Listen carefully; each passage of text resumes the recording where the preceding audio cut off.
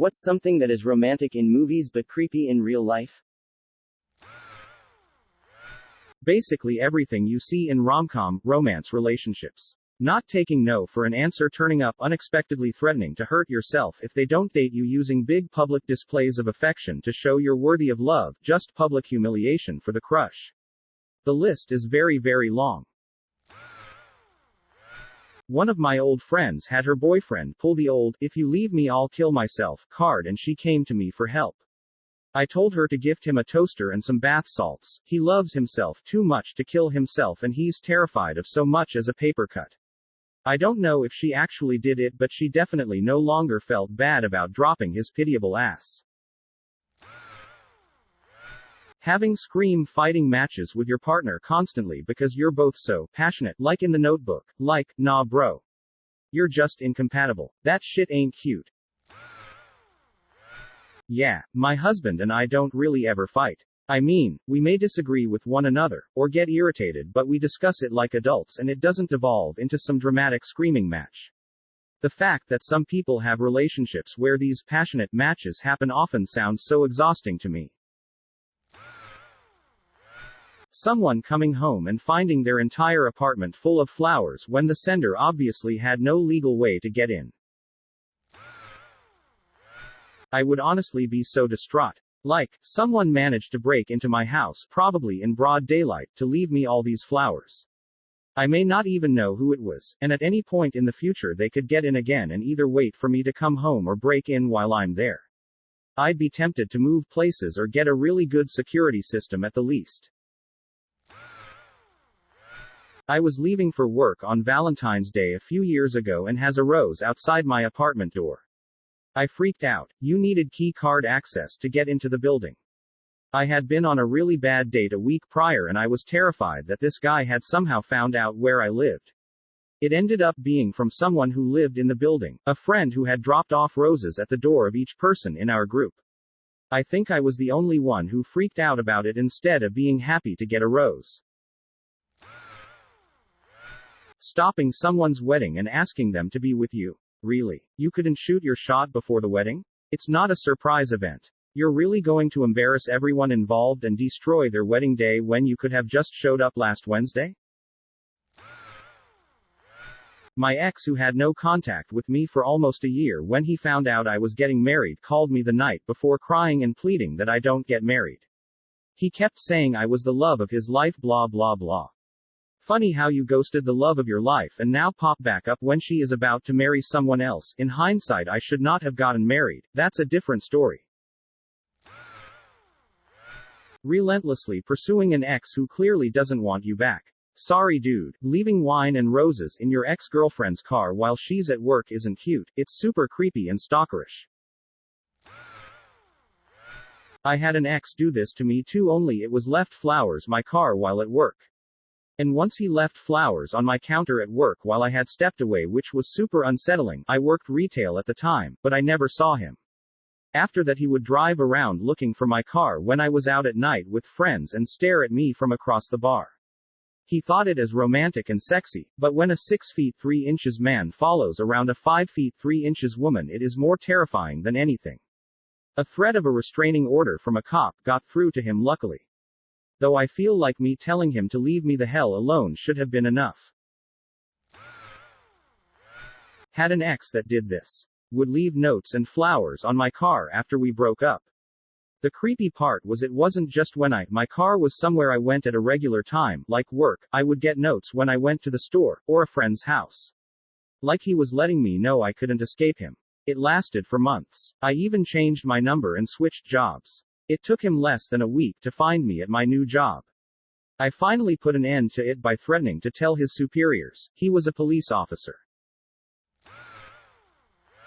Chasing someone who already said no, multiple times. If someone is already in a relationship, trying to break them up. Love at first sight? No, that's just lust and desire. I disagree with 3. I shared a class with my wife of 20 years in grad school. When I walked into class, one knew she was going to be my wife. It wasn't a sexual thing, it wasn't a desire thing, it was truly like something clicked in my brain. I just knew. We didn't even date for about 9 months, just friends even though I still knew. We instantly clicked, became best friends that semester, started dating the next semester and have been incredibly happily married since. Have to disagree on the love at first sight. I don't think it's true for everyone, but when I meet someone for the first time I can feel a sort of connection. I've tried forcing relationships with people I don't have that first feeling towards just because I found them smart and attractive. Doesn't work for me. Again, I don't advise this for most people, but for some like myself this is the case. Edit, 'cause I read your other comment. No, this isn't love, but I would still call it a version of love at first sight just 'cause the phrasing isn't is accurate. Love is obviously developed over a period of time that you spend with a person. To counter, even dating smart and beautiful women feels empty if I don't have that initial feeling. When couples are fake dating and trying to convince their family, then the family forces them to kiss in front of everyone to prove their love. No family would ever do this in real life, it's fucking weird. Like, please, make out in front of Nana and your Uncle Ken. A guy and I pretended to fake date senior year in high school. It was 20 plus years ago, so I don't remember the reason. I think it was something like everyone else in our friend group was already coupled up and we wanted to get invited to the fun couple things they were doing. Anyway, like 2 months into fake dating we realized we had somehow started real dating and decided to go with it. It only lasted like 6 more months, but I guess it does kind of happen sometimes. Therapists dating or having sex with their patients. Oh, but they have such a deep connection. No, that's a malpractice lawsuit in the making. That happened to a friend of mine, except it was not a good time because it was his female marriage counselor and his soon-to-be ex-wife. They claimed that the relationship didn't begin till after the divorce and the sessions came to an end, but the SMS records he pulled proved it started basically after their second meeting. You better believe he reported her for that and she's no longer a therapist. He got a lot of hate from his ex's friends and family for being homophobic, but they conveniently forget that she was supposed to be helping his marriage, not stealing his girl. In The Notebook, Ryan Gosling's character literally builds a house for his ex-girlfriend a decade after they split, who is now married to somebody else. Imagine if that was real life. Imagine your teenage boyfriend out of the blue just built a house and expected you to move in with him. Creepy AF. Obsessive and unrequited love, sometimes spanning years, that ultimately succeeds because the less interested party gets worn down, and realizes they're a big dummy and they love them after all. Edit, rip my inbox. Good thing I have nothing better to do this week, so I'm reading all your replies. I'm seeing a lot of, this worked out for me, I'm sure it did. Not everyone meets and falls in love on the same schedule, and sometimes it's all in the timing. I'm happy so many of y'all found an amazing person to spend your lives with. Maybe you're the exceptions and not the rule. Maybe I'm bitter no one's obsessed with me, JK. That being said, I think being deluded and obsessed with someone where you've built them up in your head and have an idealized version of who they are is unhealthy. You don't want to be Harold from The Stand, lol. Also, PS tie for the awards. I know acknowledging them is lame, but my good manners never allow me to ignore it. It's super weird, but apparently it does happen. My GF was in a wedding for 2 people like this. The guy was obsessed with the girl in high school, but she never gave him the time of day. They stayed friends in college. She started developing feelings for him that sort of cascaded into her obsessing over him, but he had been friend-zoned so long that he didn't notice any of the hints. Now they're married and still completely obsessed with each other. Turning up at your door with flowers. I once had a chap do this to me. I'd canceled the first date as I got a creepy vibe from him. He stalked me online, found my address, drove 3 hours and turned up with a dozen red roses. Luckily I got a family member to answer the door and say I wasn't there, as he'd texted me half an hour before to ask whether I was home. I later let him know that this was not okay. I once was on a first date with this girl and this ex of hers asked her what she was up to. Since it was just the first date, she said she was with a friend. He asked if she wanted to be with her friend or get some dick, not kidding. She says I'm hoping for both tonight, figuring he would get the hint, and told him to not come as she wasn't interested. This motherfucker shows up the next day at her house, which I was still at for obvious reasons, with a bunch of roses. Most awkward door I have ever answered, fastest door I have ever slammed. P. Good sex though 8/10. Had this happened to a woman I rented a room 2 years ago. When she first looked at the room I was renting, she brought along a guy friend whom she later told me was a good friend that helped through a rough breakup. After a while this friend kept calling and texting asking for a chance to date, and every time she kept it clear that she didn't have feelings for him that way. One night while she was out on a date, this same friend shows up at the door around 9 to 10 asking for her. Knowing it wouldn't be a good idea to tell her where she actually was, I just said she was at the gym and wasn't sure which one it was. The guy stood there for a few seconds saying nothing. I finally just slowly closed the door and told him I would tell her he stopped by. When I did tell her, she thanked me that I didn't tell him the truth on where she actually was. I felt bad for her. Here was someone she considered a close friend that was there for her during a bad time, but the whole thing was just his attempt to get the girl. Fun fact, the guy she was on a date with ended up being her husband. Something similar happened to me, but a bit more sinister. I was grocery shopping for my mom in a local supermarket one day, and this dude kept trying to chat me up, following me throughout the store. A biker type, leather, chains, the whole nine. No. Just no. Wouldn't take a hint. He was starting to piss me off. I was a pretty tough cookie back then, but I felt my usual, be gone with ye, and perturb me no longer. Wouldn't have worked with this guy. Followed me to my mom's house. Tried to get my number. Finally told him to please leave. Dropped off the groceries and went back home. Didn't think anything of it. My mom called to let me know he came back the next day banging on her gate with chains. She comes out and he asked for me. She quickly told him I didn't live there and I was married anyway. I wasn't, and that was that. Never came by again. I met a guy at a college 45 minutes from my hometown. We talked once in person and he gave me creepy vibes on the phone, so I canceled our date. He knew I was a waitress, so drove to my town with a dozen roses and a card apologizing. I wasn't at work, but I guess he stopped at restaurants until he found mine. When I got to work later, my work mom told me he had shown up and tried to get my address. She wouldn't give it to him and told him I didn't work until the next day, but he could leave the flowers card. It really freaked me out. Needless to say, there wasn't a date, and I thanked him, then told him to please leave me alone. My ex did this long after we were broken up. He had been threatening to break in as a joke, and then couldn't figure out why I wasn't receptive when he showed up at my door with flowers and chocolate. I was on the phone with my family when I answered the door and they thought I was going to get murdered. He was so offended that my sister had the audacity to text him that she was going to call the cops if I didn't call them back ASAP. Don't threaten violence and then be surprised when people expect violence.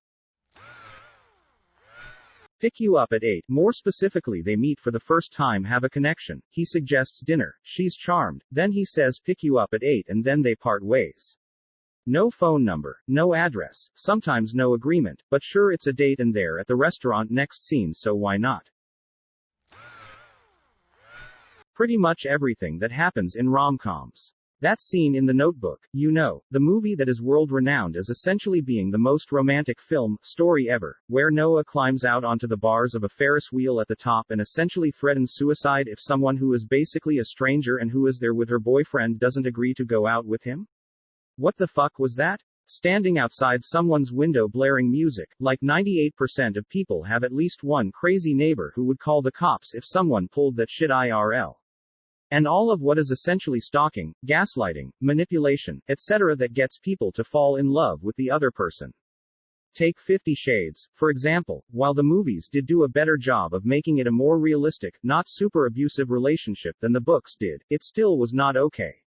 Christian bought the company Anna worked for because he was so angry about her keeping her job instead of basically just being his sugar baby that he decided the only way he'd allow it is if he owned the company and could control everyone who was around her. In the books there's a part where one of his ex-subs, who surely was also abused, comes back because she's still obsessed with him and he gives her a bath. When Anna angrily confronts him about it, he says it wasn't anything sexual and was just like taking care of a child, which, even if true, doesn't make bathing another woman okay when you're in a supposedly committed relationship. So yeah TLDR. Everything in romantic stories, movies, etc. lol. Not a movie, but I think it's relevant. Those manga, anime where the sexually dominant person practically rapes, assaults the other person as they keep saying, no, but seemingly enjoy the attention and develop feelings for them. After the romantic, sexual act, they just get embarrassed or slightly mad, which is portrayed in a cute way, but never traumatized or ending up thinking, that was fucking wrong. As a child, teen I used to come across those often. I'm glad they didn't end up giving me the wrong idea about consent and love, sex when I grew old enough to have my own sexual partners. I mean they definitely glorified the tsundere stereotype, and in that sense I think it definitely negatively affected my relationships in my teenage years, but luckily nothing immoral when it came to sex. I don't watch romantic anime, manga much lately, but I hope there's less of that creepiness in the more recent works. I think I have seen a change, but I'm not sure. Don't even get me started on shit like rape and loli being actual genres. Oh god, I can't stand the stundier trope. You know very well that someone who would act like this in real life would be unsufferable.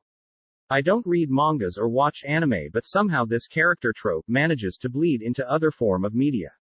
I dislike it just as much as the overly cheery character who forces the timid and grumpy character into uncomfortable social situations. The way that love is portrayed in many classic movies. Man finds woman attractive to woman says no to man says, come on, to woman says no to repeat to at some point he might even force himself on her, and while he forces his kiss on her she suddenly realizes that this is what she wants. What do these kinds of movies teach little boys about love? No actually doesn't mean no, she just doesn't know it yet. Also, has anyone been rewatching some of the old sitcoms from the 90s? I didn't really realize this as a kid, probably because many of the shows had very similar patterns and it was just the normal way of portrayal, but how creepy is it that Steve Urkel constantly stalks and harasses Laura, then puts himself in some sort of victim role, because saying no to the guy who loves her so much is so mean. He then even guilts the whole family into allowing him to live in the house, and in the end Laura marries him? This is really just Stockholm Syndrome and not romantic. Well, 90% of the rom-com audience is women, so it's obviously not just male empowerment crap. I think the main difference is that the male leads are handsome hunks, and the women watching wish that they would get sweeper off their feet off by them. Not trying to come off as an incel here, but it becomes a stalker film if it were an ugly guy. It totally does become a stalker film if it were an ugly guy. That's exactly my point. And Family Matters is actually a story about stalking and harassment. I mean the guy shows up in her bedroom unannounced and uninvited on several occasions, and he is not portrayed as the hunk, only as the poor little weird kid with hurt feelings. Even if the romcoms are often aimed at women, it is also a problem when girls are taught that it is okay to be stalked by a good-looking guy. But James Bond, Star Wars, Han basically forcing himself on Leia and then suddenly she likes it, or certainly not primarily aimed at women. But it is totally true that movies aimed at both genders do have problematic portrayals of relationship dynamics. Adam Sandler in Big Daddy. He gets dumped, so he decides to adopt a child and present the kid to his ex in the hopes that she will come back to him and raise the kid with him as one little happy family. Cut to her obviously saying no because who would say yes to this? Then at the end of the movie, they had to have a scene where he, now successful and happily taken, runs into his ex working tables as a waitress. Just perpetuates the idea that a woman should stand by her man, wait for him to be the man he's meant to be, and if she doesn't, it'll be her loss in the end. Any kind of combat, sword fights, fisticuffs, or any other kind of violence on behalf of the person you're trying to woo. And even if violence is called for, if you do end up being the person who physically saves a woman from harm, that is not the time for flirting. I was once waiting outside my friend's place at 11 p.m., and this woman was fast walking away from a really aggressive drunk guy. The guy was going beyond catcalling. At one point, he got in front of the woman and looked like he was about to shove or grab her. I got in between them, and I made him not her problem. After he fled, do you know what I said to the woman? Nothing. Nada. The last thing a woman wants after she gets away from one guy, is another strange person talking to her. Whole plot of There's Something About Mary is repulsive. So many red flags. I felt so bad for Cameron Diaz's character. Basically Mary was this all-around dream girl that boys went nuts over her. The men pretended they were someone else to win over Mary. She was constantly stalked. In the end, she had to pick who she wanted to date, and the choices were a pizza guy who pretended to be a British architect. He befriended her and tricked her for so long. Her high school ex whom she filed a restraining order on. This character is married with kids. That's so crazy. A horny con artist, Ben Stiller, who isn't better than the rest of them. And her athlete ex, the only guy that wasn't creepy. All the stalking and pretending in that movie made me so uncomfortable. After I broke up with one of my exes, he turned up on my doorstep with flowers and what seemed like a whole class of children that shouted, "We love you," when I opened the door. May have been romantic in a movie, but in real life I just shut the door and wanted the world to swallow me up. Cringed. I have a lifetime restraining order because of other events that happened after. Swinging across Manhattan to your girlfriend's house and landing right outside her bedroom window in desperate need of medical attention after fighting a mutant lizard for a newspaper prize. Please say you know which movie I'm referencing. Edit. The movie I was referencing was The Amazing Spider-Man, starring Andrew Garfield and Emma Stone. Learning everything about the life of the person who fancy, i.e., where and when they go to school, to work so you can meet them, randomly, on their way home, if they have a dog so you can, randomly, walk your dog at the same moment, what kind of music they listen to so you can, randomly, drop in the conversation that you love this band, where they go grocery shopping so you can, randomly, meet them in the aisles. You got me, in Bye Bye Morons. Really great movie by the way. A guy literally moves next door to the girl he likes without telling her or speaking to her even once, and that's just next level creepy. I pretty much have an open door policy as long as it is normal hours. Saved a friend's life once after he found out his wife was cheating on him because he knew my door was always open. People stop by and visit all the time, and sometimes they'll get dinner if I'm making something. I've been pretty much on my own since I was around 12. I started running away when I was 8. I know what it's like to dig in trash for food. I know what it's like to simply wish you could go somewhere and talk when you are down. I was alone for close to 4 years, and after my dad and mom split, leaving my sister abandoned, I stepped up and finally had some semblance of a family. The thought of being sent to foster care was terrifying, so there was nobody I could turn to or go. My door's always open, and everyone knows my home is the one place where the door isn't closed. It's nice to have someone there to laugh and talk to. Nobody has really taken advantage of it. If you really just don't want to be alone, you can always stop at my place. Doors always open and beer is in the fridge. My wife made me sit through my best friend's wedding a couple of weeks ago. For starters, what a piece of shit movie that was. Second of all, everything Julia Roberts does in that movie is abhorrent and, quite frankly, sociopathic behavior. She manipulates people, she gets her love interest fired from his job, and does everything she can to make his fiancé look like a terrible person not worth marrying. Why? Because she friend-zoned the guy until he met a hot, blonde, 20-something with a billionaire dad. To top off the shit sandwich, the couple forgives her and she acts as maid of honor at the wedding. When main character's vampire boyfriend is super mysterious and the one they love, but then their werewolf best friend is even hotter and cares about them more. And then they fight for main character's love because they're big strong guy creatures. But then main character chooses the vampire BF because he's cooler and they get married. But then she gets pregnant with his half-human half-vampire daughter. Once she gives birth, her old best friend vampire boyfriend falls in love with her daughter, who ages really fast. And then the movie ends. That email movie with Meg Ryan and Tom Hanks. I mean, he knew all along that he was writing with her all the time and he did not come clear. In the movie sweet, but in real life absolutely catfishing. Or nearly every romance in an action movie. You think they are kissing at the end because they love each other? This is no love, this is pure adrenaline after missing a fatal explosion, nuclear bomb, tsunami, zombie slaughter, alien attack, or any other near-death experience by a fraction of an inch. When we were going through our separation, my ex-husband came into the bank branch I worked at as a teller. He had his acoustic guitar strapped to him and he started singing a song he had written for me, trying to serenade me back. This would have been such a sweet, romantic gesture in a movie, but in real life, it was creepy, embarrassing, and almost gave me a panic attack. I immediately walked to the back and just sat down, while my branch manager made him leave. I probably could have been fired for that. That was 10 years ago, and it still makes me nauseous to think about it. Thank you for watching. Don't forget to like the video. And if you are new, subscribe and click on the bell icon.